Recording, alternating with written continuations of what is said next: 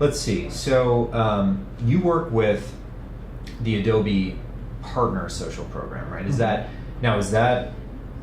those are Adobe Partners? Those aren't other influencers? Is that correct? Yeah. Okay. Yeah, I'm head of social for the Adobe Partners side of the business, which also is kind of still within that scope of Experience Cloud and Experience Business with all the partners that are using those solutions. Talk about that just for a minute. How successful do you think, or how important is that to Adobe, and should other companies be thinking about it? Because virtually every company we work with has partners, and unlike Adobe and maybe a handful of other clients, they don't really think about, they think first and foremost, okay, our own people, our own inside, but partners represent like a collection of very interesting opportunities. I mean, what's your view on kind of partner programs as far as what they can do for a business? Yeah, partner programs, first of all, are a high leverage move. So at the end of the day, you can have your internal sales teams and they can produce X, and you can move that needle a little bit.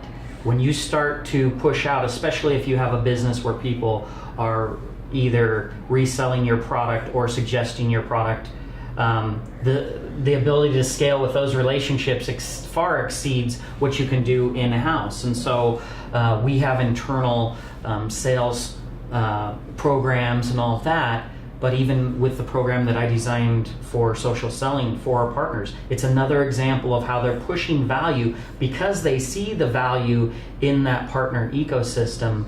And all, the thing to remember is each one of those partners that you have, they're developing their business. They've got their budgets, they're doing their training, they're trying to expand and increase their revenue.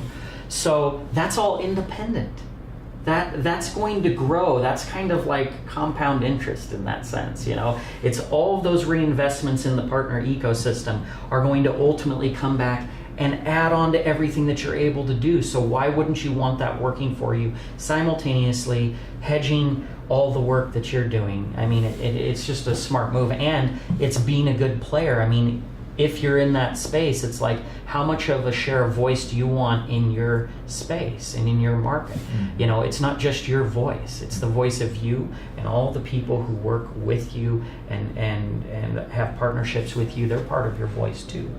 Maybe just describe for a minute, how does social fit in the activities that, what specifically maybe are you guys doing with partners that you think is really working, or, Well, not to throw out my own program to the front of the line, but yeah, I think even the social selling pilot, I mean, we're doing a lot of different things with them. There's a lot of trainings and webinars and just, there's all kinds of access to training development that Adobe provides, of course, for partners. But on top of this, some people wouldn't think, okay, social selling, like how is that going to work? Because they've got their own internal sales processes and all that. But we're really helping them, and I'm coming at it from one of the reasons they brought me in is I am a very high-level social media strategist, and so bringing me in not only for their product, but then spilling that value over to their partners. This is the way that Adobe is a good neighbor. They're going to come over and bring your trash can back up to the house for you, right? They're not just thinking about themselves, and that's one of the for me, thoughtfulness is a big thing, and I think like attracts like, and it's not just a brand, but they're providing these services where it's like I can go out and take my expertise in the social space and train people in a way that isn't rudimentary. It isn't, even though we're not diving deep into their sales cycle and everything, but it's still the higher level than going on YouTube and saying, how do we use social media for the selling process? And so they're providing all of that, and that comes from leadership. You have to think ahead. You have to think, what are the assets that we have? How can they provide additional value outside of our products to our partners? Like that's just leadership. It's the difference. It makes a difference for sure. Cool. I've got two additional questions. One is, what do you see as the role of employee advocacy when it comes to partners? How do you think about that? Well, I guess we could if potentially you call know, partner advocacy. Maybe it's not employee at that level, but well, now, are you talking about turning partners into advocates? Or are you talking about why your partners should also be focused on employee advocacy? Let me clarify. I would that say question. turning your partners into advocates. Okay, because the other one's also awesome. Okay, so I think it's a natural fit. I mean, who are, even when we say employee advocacy, I mean, employees, it's not about an employee actually, right? It's about another advocate. An advocate is an advocate. If anything, an employee advocate is even greater because there's some authenticity there. There's some buy-in. There's relevance there. They're there. They're spending 2/3 of their waking hours working for a company. If they're willing to talk about it, then they're an advocate, right? They're all in, And I think when it comes to the partner ecosystem, all of your partners, it's a natural fit. Look, anywhere, and I think this is when you look at kind of the future of business, like the day of the ad, right? It's limited. I won't say it's an end. There's certainly high value return there, but it also reaches that cap, right? So what happens when we've done our great campaigns, when we've spent our money, when we've done our paid social? What's beyond that? And beyond that, employee advocacy.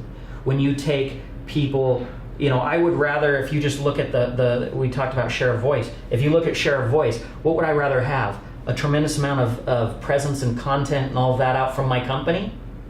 Or an army of the people who work with that company saying, wow, look, here's our news. Here's, who do I want to share? That matters. And it goes in the same with the partner ecosystem. Who do you want sharing? People who are already teamed up with you are selling your solutions. Many of the partners, they can sell many solutions. So if they're sharing about Adobe, it means that they have an affinity there and that they appreciate. And again, it goes back to relationship, because Adobe isn't just saying, here's our products, feel free to share and sell them if you want. They're saying, how can we push value into your sales cycle, into your system, into your brand? They're constantly being a good neighbor and thinking about how they can push value out besides their product. And I think if you stop at your product, again, that's yesterday's business. If you stop at your ads, that's yesterday. If you have your social platform and that's the only thing that's talking about your brand, or your newsletter that goes out, that's yesterday's business. Tomorrow's business is activating, enabling, supporting, and delivering value first to all of your potential advocates, your employees, your partners, everybody who might be involved that wants to get value. I mean, that's the bigger picture. And so I think you guys are positioned with Everyone Social. I think you're positioned to see something that so many brands are going to miss. They're going to miss this value piece, like they missed social, like they missed paid, like they missed, employee advocacy, partner ecosystem advocacy, all of that. There's some people who are going to wait until everybody's doing it, and then it's like, what's the return then? Then you still got to do it. It's just that your eyes won't be on the next important thing. And so I think that's a big